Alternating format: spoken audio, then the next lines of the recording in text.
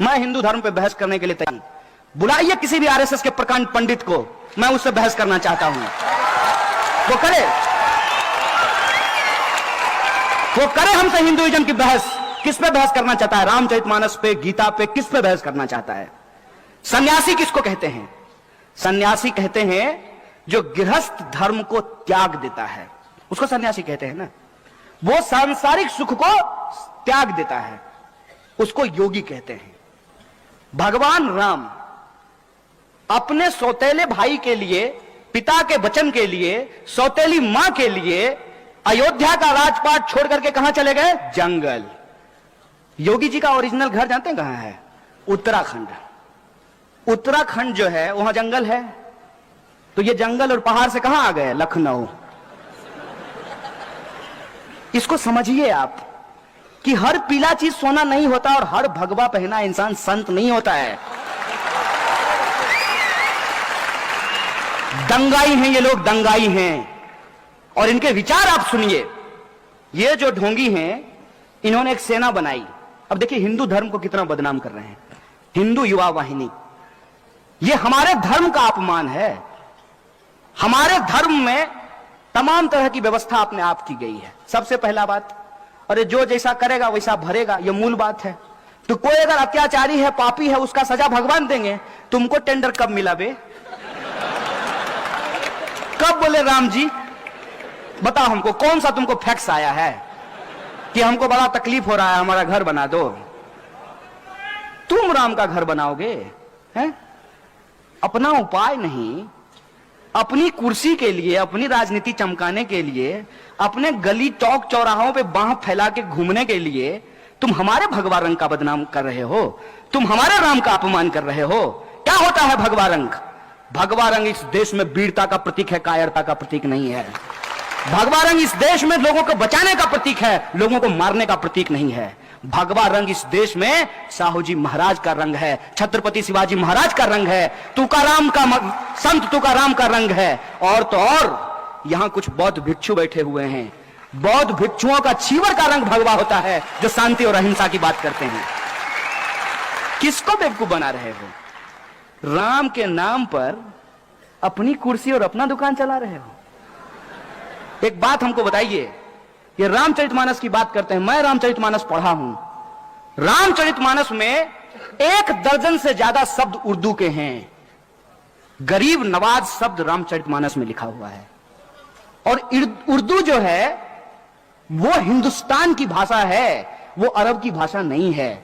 हिंदुस्तान में ही उर्दू बोली जाती है। रामचरितमानस जो है उसमें एक पंक्ति लिखी हुई है तुलसीदास की। हालांकि तुलसीदास ने कुछ गलत बात भी लिखा है, जिसका हम खुले तौर पे जो है समर्थन नहीं करते हैं, विरोध करते हैं उसका। रामचरितमानस में लिखा है, रावण रथी विरथी रघुवीरा। रावण रथ पर है और भगवान श्री राम पैदल चल रहे हैं। अभी बंगाल के हाई कोर्ट से रथ यात्रा निकालने का परमिशन किसको मिला है? राम जी को कि रावण जी को? तो सोचिए ना, अपने तर्क का इस्तेमाल कीजिए ना। और मैं गलत हूं तो मुझे बताइए, मैं अपने आप को ठीक कर लूंगा। मैं प्रधानमंत्री थोड़ी हूं कि कुछ बोलने के चलते आपको जेल में डलवा दूंगा। आपको सुनकर के आश्चर्य होगा, मोदी जी एक बार एक राज्य के दौरे पे गए। एक डीएम जो है वो चश्मा लगा करके उनके सामने खड़ा था। भूल गए होंगे आप लोग। अरे रोज नई नई घटना घटती है, कितना याद रखेंगे। चश्मा लगा करके खड़ा था छत्तीसगढ़ में। उस डीएम को सस्पेंड कर दिया गया। बिग बॉस के सामने तुम चश्मा लगा लोगे? अब आप सोच के देखिए। आप नौजवान हैं, आप यूपीएससी करना चाहते हैं, आप महाराष्ट्र पीसीएस का एग्जाम पास करना चाहते हैं, और ऐसा आदमी जो अभी तक अपना डिग्री नहीं दिखाया है, उसके सामने आप चश्मा लगा लें तो आपको नौकरी से निकाल दिया जाएगा। आप ऐसा भारत चाहते हैं क्या? हमने ऐसे भारत की कल्पना की थी क्या? लोगों ने 2014 में मोदी जी को इसी बात के लिए वोट दे दिया था। 2014 में मोदी जी को वोट विकास के लिए दिया गया, अच्छे दिन के लिए दिया गया, करप्शन पर कार्रवाई करने के लिए दिया गया, महंगाई को कम करने के लिए दिया गया, किसानों की आत्महत्या को रोकने के लिए दिया गया। कौन सा एक काम है जो सरकार ने किया हो और हम लोग उसको स्वीकार नहीं कर रहे हो? आप ही हमको बता दीजिए। क्या इस देश में किसानों की आत्महत्या रुक गई? और क्या किया गया किसानों के लिए? कोई स्टेप भी अगर लिया गया होता तो हम मान लिए होते। जो योजना को ये गला फाड़ फाड़ करके बताते हैं, उज्ज्वला योजना, उसकी हकीकत क्या है? हकीकत यह है कि जो लोग गैस सिलेंडर लिए हैं उस योजना के तहत, दोबारा उसको भरवा नहीं पा रहे हैं, उसका रिफिल नहीं करवा पा रहे हैं। 400 का सिलेंडर 1100 में मिलने लगेगा तो आप कहां से भरवाएंगे? आप हमको बता दीजिए तो। इस देश के कितने परिवार हैं जो 1100 का गैस सिलेंडर भरवा सकते हैं? और सामने से आदमी, जिसको आप प्रधानमंत्री कहते हैं, वो सामने से झूठ बोल रहा है और आपको कह रहा है कि पकौड़ा बेचना रोजगार है। आप लिखिए, my views are not political, apolitical. ये सवाल समझ में नहीं आएगा। इनको एक मिनट के लिए छोड़िए, आप अपने दिल पे हाथ रख करके हमको बताइए कि आपका अच्छा दिन आ गया। तब आप कैसे कहते हैं कि मोदी जी बढ़िया आदमी है? और जब हम मोदी जी पे सवाल पूछते हैं तो कहते हैं कि मोदी जी का विरोध करने के अलावा आपके पास कोई काम नहीं है। हम बोले हम इतना निकम्मा है कि एक निकम्मा प्रधानमंत्री का विरोध करने का अपने आप अपना काम समझे हम? ये हमारा काम नहीं है और ना मैं ये काम कर रहा हूं। हम लोगों को एक बात समझनी होगी कि हमारे इर्द गिर्द जो चीजें हो रही हैं वो अपने आप नहीं हो रहा है, उसके पीछे एक कारण है। हर कारण का एक परिणाम होता है, हर परिणाम का एक कारण होता है। उस बात को जब आप समझेंगे तो आप भी मेरी तरफ परेशान हो जाएंगे। आपको सोच सोच करके आश्चर्य लगेगा कि इस देश में हो क्या रहा है और क्यों हो रहा है।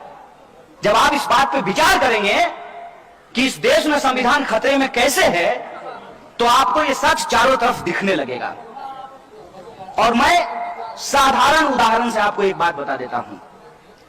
हाथ आगे करके जिस संविधान की प्रस्तावना को, उद्देशिका को आपने पढ़ा है, उसके शब्द पे आपने कभी गौर फरमाया है? उसके शब्द क्या कहते हैं? उसके शब्द कहते हैं हम भारत के लोग। समाज में क्या होता है?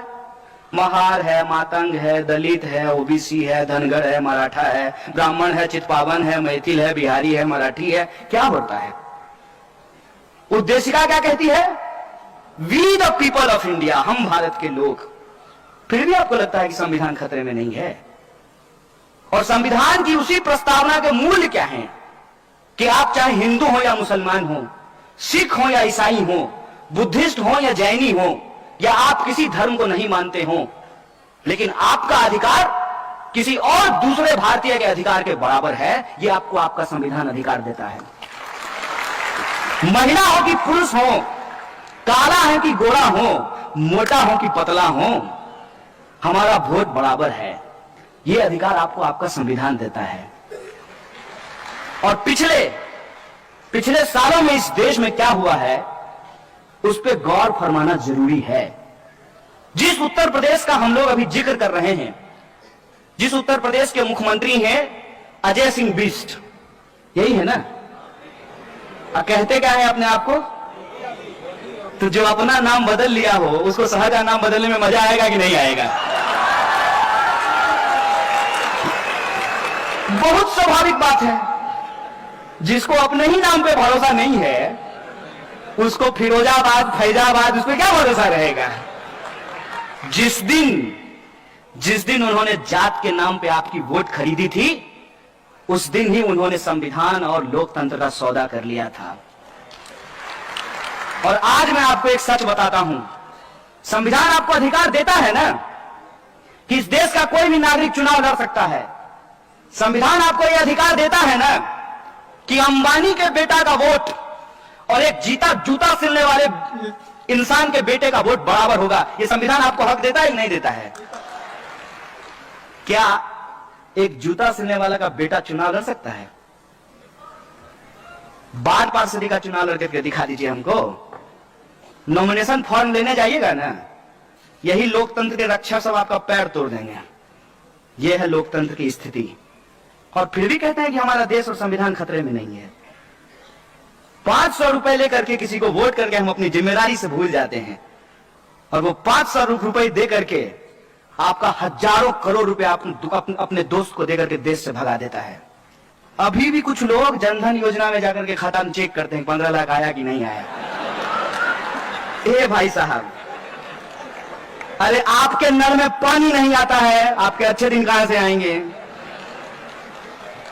आपके पड़ोस में साफ सफाई नहीं होती है, आपके खाते में 15 लाख रुपए कहां से आएंगे? फिर भी एक सपना था, पहली पहली बार मुदिए दिल गया हार मुदिए। होता है, कोई चीज अगर आपके सामने इस तरह से बेची जाएगी।